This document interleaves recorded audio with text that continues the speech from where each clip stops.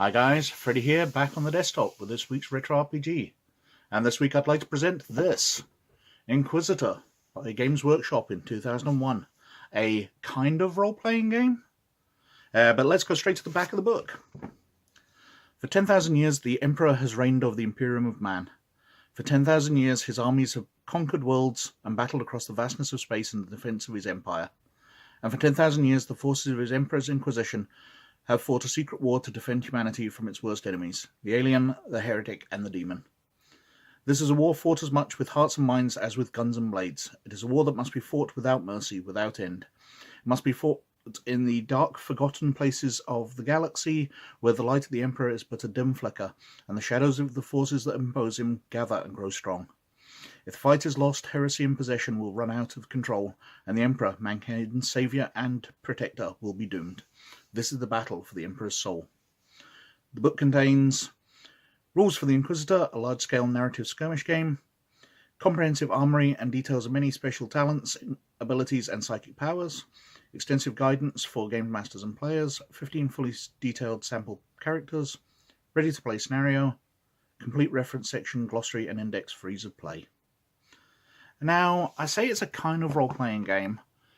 Games Workshop had their history starting off with importing Dungeons & Dragons to the UK, and they brought out their own role-playing games, but they'd imported lots and lots of different ones.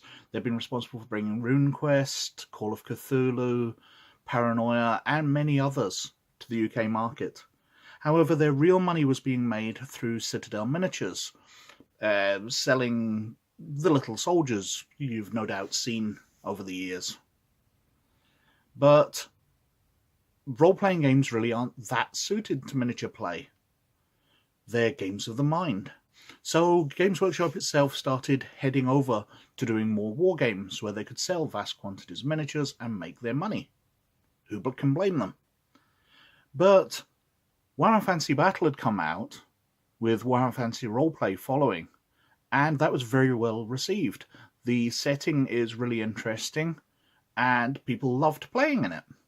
And then they brought out 40k, and as I've gone over before with the Warhammer 40k Rogue Trader book, it was kind of role-playing. There was lots of stuff in there which wasn't wargame-like. It was far more like a role-playing game. So people were waiting for the 40k role-playing game to come out, and it never did. But in 2001, they brought out this through their special games section. It wasn't part of their main line, but it was sold through their stores and was fully supported.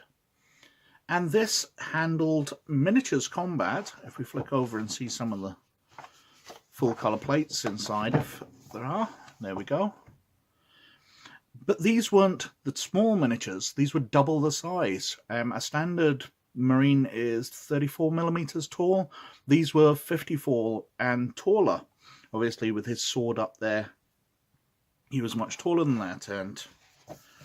And if I can find them, we've got some very tall characters. There was an assassin with chains or something who was up on their tiptoes and was absolutely massive. But these miniatures were double the size. And the idea was that you role-played a party of these. Each player would buy one miniature. The Games Master would have a bunch. And you would role-play with them. You know, leveling up your characters, going through scenarios. It would obviously be more combat-based. But it was a role-playing version. You would get experience, you'd level your characters. You'd just run your one character. So if we have a look, can we see creating characters? Inquisitor, Space Marine, Adeptus Mechanicus, Rogue Trader, Cultists and Fanatics, Imperial Guard Veteran, Desperado, Enforcer, Mutant, Ecclesarchy, Arco-Flagellant, Assassin, and Demon Host. So there was different things you could play. As with all of the Games Workshop stuff, it's very well presented. There is some lovely art in here. It is a beautifully done book, which is why I got it, because I knew I was never going to play it. But I absolutely adored their presentation. I love the 40k background. So I wanted it. We can see the stats are slightly more sensible than the Warhammer Fantasy roleplay stats and the Warhammer 40k stats. Everything's on the same standard. You roll 2d10 as percentiles against your stats. You've got your weapon skill, ballistic skill, strength, toughness, intelligence, or initiative. Willpower. I don't know what SG is. Oh, pardon me. Frog in my throat. SG, sagacity, intelligence, education, and powers of problem solving. Oh, sagacity is not a word we get to use much. Oh, I like that. Nerve and leadership.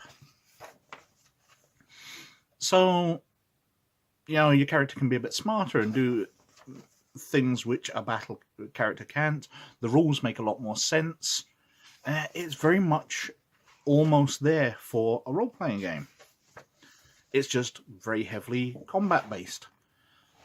But I don't have a lot more to say about it. It's an interesting setting. 40k obviously is set in the year 40,000. The humanity has evolved under a emperor who apparently is alive now. The emperor is a mutant with incredible psychic powers. He allows mankind to operate as his mind acts as a psychic beacon, which allows people to navigate around the galaxy. To get places, you go through warp space. In warp space are demons and chaos powers.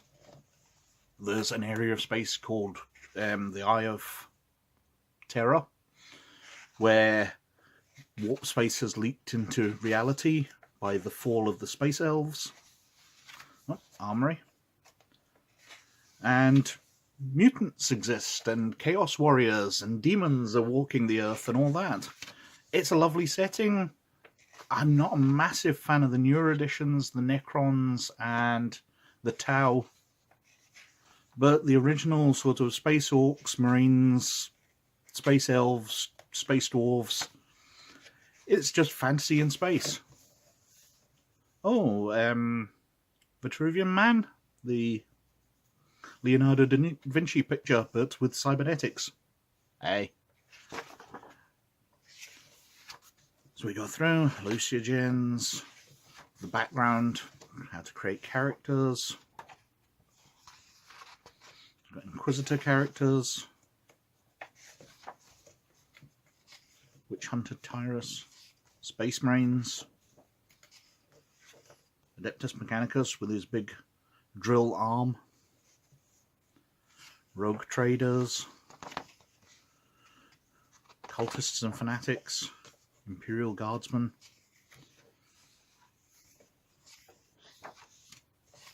lovely. The miniatures, because they were larger, were far more detailed than desktop ones, which allowed the artwork to be great. That's the sort of assassin mutant thing with the flailing cables out of it. But these are the characters that you could buy. You can obviously paint them up differently for yourself, or you can just play the characters out of the book with a background written up for you.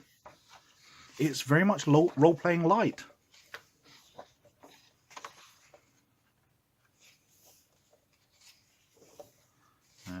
Desperados, Enforcers, Mutants, the Ecclesarchy, Arcoflagellants, Assassins, Demon Hosts. How to paint up your miniatures, a large section on that. A setting, how to games master, write scenarios. As I said, it's a role-playing game light. It's in the 40k universe, which is only a good thing for me, but it's not really a proper role-playing game. There's no skills or anything. You've got stats you can improve. So it's the video game version of role-playing. But, as always, thank you very much for watching. Please like and subscribe if you like hearing me witter on about old games. But most of all, you look after yourselves, and I'll catch you later. Bye.